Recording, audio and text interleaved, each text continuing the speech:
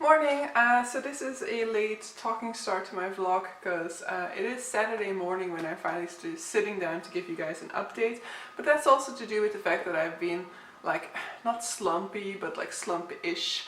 I haven't been feeling like reading a whole lot throughout this week, and when I get like that I usually just go with that, because if I push through it too much, if I force myself to sit down to read, for example, then I can just get in a reading slump. So I have been very good about it. I've avoided a reading slump all year, so I wasn't going to start one now. So I have been reading throughout the week in this book, and I've definitely, I think I was around like a 130 page mark maybe at the end of the weekend. And so I have read about like 140, 150 pages throughout a week, which is relatively fine. It means it's like an average of like 30 pages a day, which isn't a whole lot, but I'm still quite happy with that, considering the fact that I haven't really been feeling like reading a whole lot. And that's something that definitely happens a lot throughout the work week. I definitely get most of my reading done in the weekend, because throughout the work week, you know, you've just been working for 8 hours. I like reading because it then takes like my eyes away from the screen for a little bit.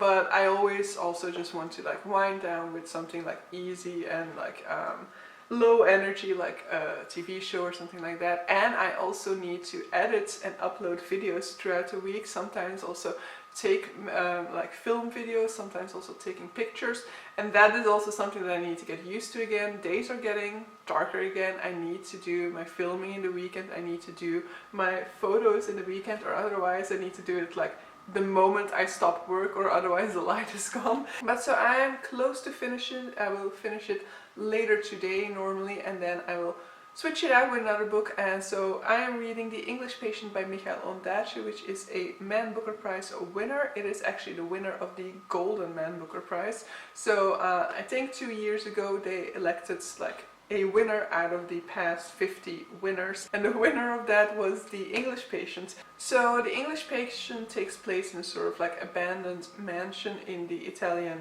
countryside. It has been used as a sort of like war hospital throughout the war, but the war is kind of simmering down at this point, and so most of the medical staff has left this mansion, except for Hannah, who is a nurse, and the burned man that she's taking care of.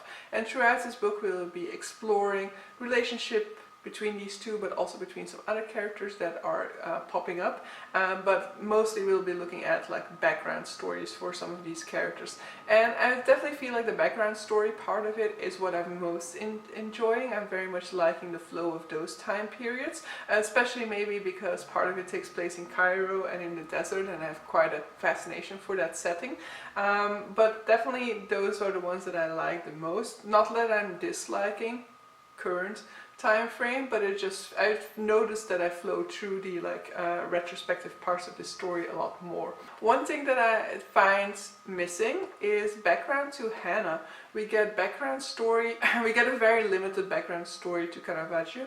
We get quite some background to Kip. We obviously get a whole lot of background to the burned man, but so far we haven't really delved into the background story of Hannah. You know, I know a little bit about her from the opening chapter of this book, but I would definitely love a little bit more about Hannah's past, about Hannah's background. And so from time to time she really feels a little bit too much like a Rhodes character, really just there to keep this company of men together, and to be a sort of object of fascination for these men. And she is a complex character. I definitely do believe her to be a complex character, but sadly we don't really delve into her character too much.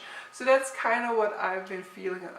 That's kind of my one negative about this one. I would have liked a little bit more on Hannah as well. But so yeah, I'm going to be finishing this one now.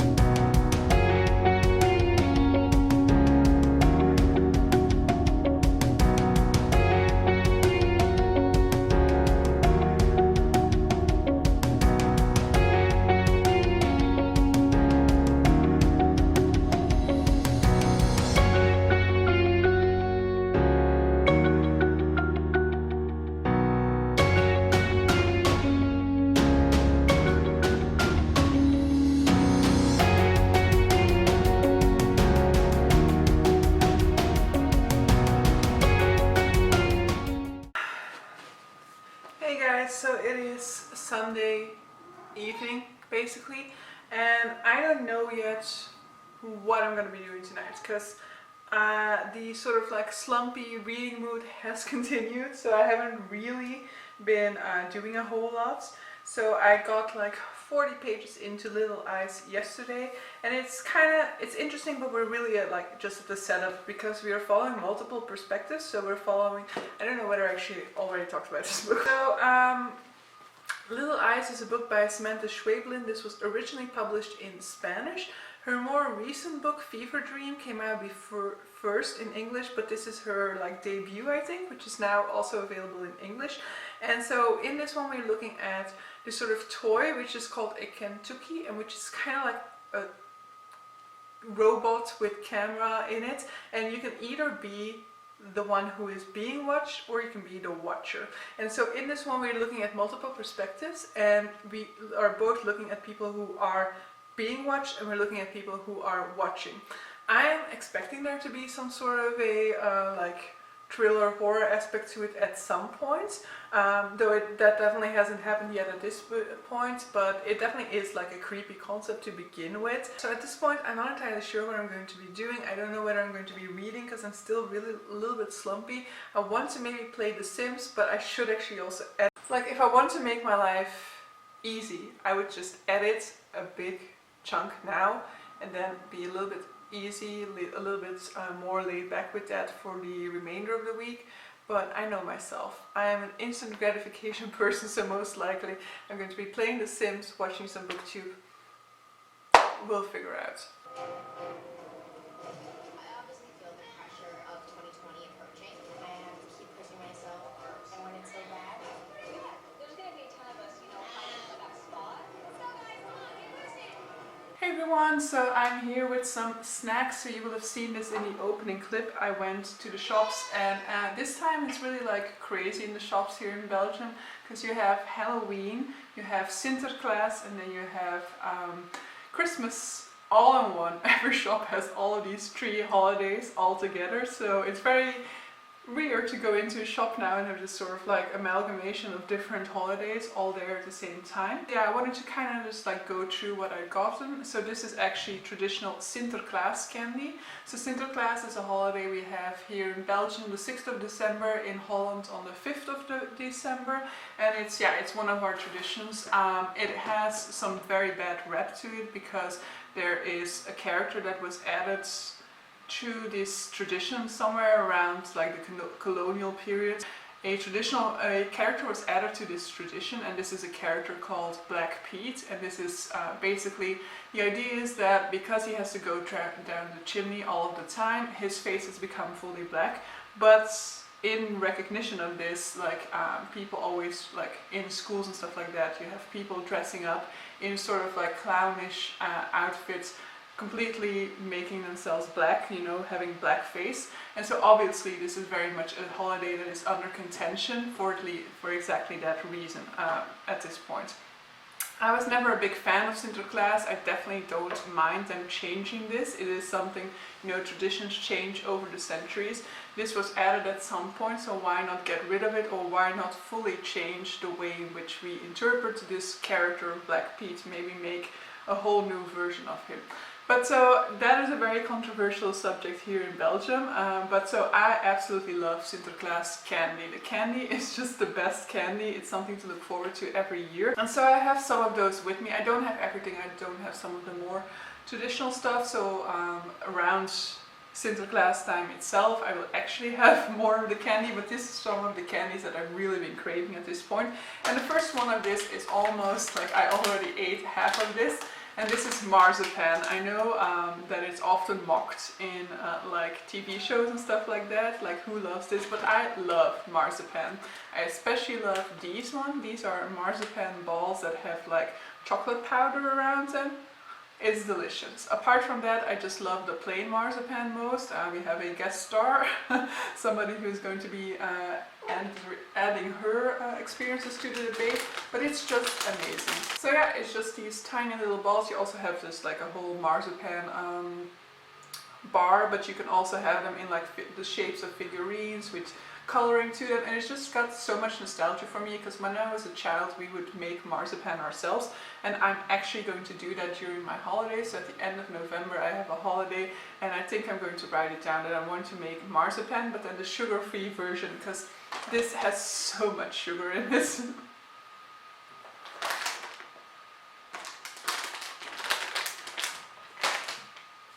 But yeah, it's just delicious. The second one is actually a quite recent discovery for me. It is very traditional for the Netherlands. It's not as well known in Belgium, but because we have like a shared shop here, the HEMA, we actually have a lot of Dutch treats as well. But so we always have traditionally speculoos for Sinterklaas. And this is kind of similar to it, but it's a little bit different. This is called kruidnoten. And so it is a little bit more spicy than speculoos is, but it's just amazing. I absolutely love these little things. These ones have less sugar than the other ones usually have, and I just love these. And I just love these, and as long as the Sinterklaas season is going, I will be stocking up on these all the time. And then the final thing is a chocolate letter. A chocolate letter is traditional for Sinterklaas. We didn't have that tradition in my house. We didn't have that tradition in my household, but I know a whole lot of people in Belgium do have it here and in the Netherlands as well. And I just love that tradition of receiving a chocolate letter on the morning of Sinterklaas. I just happen to have already bought myself one. Ta-da! This is it. This is solid chocolate, so it's not like it's just a mold and it's empty on the inside. It is a piece of solid chocolate. You can have some with decorations as well. I saw like the amount of different kinds they have changes every year. I think like they used to just have like the pure chocolate, milk chocolate, white chocolates varieties, but now they have a lot of different ones, and they even had new ones this year. And so I'm going to be definitely enjoying this one for a very long time, because yeah, it's quite a lot of sugar, so I'm not going to be eating this whole letter in one go, but yeah, I'm very happy with this one, and it's usually pretty good quality as well. So yeah, these are the Sinterklaas treats that I wanted to show you, since I started this video with this sort of like clip of me going to the store, checking out their assortment. So it's Wednesday evening and it's about time for me to wrap up this vlog. I might still finish a book today, but I really doubt it. But so yesterday I did read some like 80 pages further into Little Eyes by Samantha Schweblin. So basically I have barely been reading this week, but yesterday I felt like, okay, let's give it a go, let's see what happens if I were to pick it up now, and I ended up reading some 80 pages, and really I only picked it up like relatively late in the evening, and you know, I was really engrossed. I was really liking getting into it, like very much liking the way it's looking at like our you know, our connection to technology, the way in which we just invite these sort of like new technologies into our lives without sometimes really thinking through the implications, or without there really being a sort of like legal framework surrounding it, and how that the human being will like exploit, and how there are always going to be like humans exploiting that sort of like legal lapse, but also just really looking at these sort of like implications to people's morale, to people's way of behaving, to people's way of behaving if they know that they are being observed, or when they are observing somebody, you know, the way in which you have these very different relationships where some people might actually want to reach out to the person. On the other hand, some people are really craving knowledge about, you know, the other person, the person who is observing, whereas some other ones, they're very much like they're very much adamant about keeping the robot just like as an impersonal thing that is just there, and like very adamant about not asking it any sort of questions, not trying to communicate with it, in order to avoid actually having to humanize the robot that is living with them, and also just implications for self-worth, because there's a possibility for either one of these individuals to break the connection. It does imply a whole lot of a financial cost, because the entire world of your Kentucky will be destroyed in one go, and you cannot use it for another connection. But so the implication that then has when one of these individuals decides that they just can't be bothered with it anymore, and they just don't want to continue observing your life, you know, the implications that has for your self-worth. So I've definitely been enjoying it. It's not a creepy read. as I was expecting. I don't know whether maybe there still might be some more like creepier developments later on in the book or not, but it's definitely a very interesting one, and I've definitely been enjoying Samantha Schweblin's writing style a lot, so I definitely want to look into some of her other works. I know her another book by her, Fever Dream, is also out in English, so I definitely also want to check that one out. But so apart from that, not a whole lot of reading has been happening. I've been watching a whole lot of TV, watching a whole lot of Taskmaster, really got back into Taskmaster, so I've been watching a whole lot of those episodes or just of like small clips of that show. So if you haven't checked it out, definitely do check it out. I will link some down below for you to check out. I have been watching some gymnastics. Like I started my reading vlogs in pandemic, so there's not been new gymnastics content, so it might not be clear to you guys, but I really love gymnastics, and during the university season I usually watch gymnastics every single week, so that's a whole lot of time that has opened up. Probably the reason why I read so much this year. But yeah, apart from that, just some booktube stuff and like eating and feeding myself and my cats. But so yeah guys, that was it for this week. Hopefully next week there will be a little bit more reading content to this vlog. In any case, next week we are switching times, and that means I can sleep for another hour. Definitely wasn't gonna say read. Bye.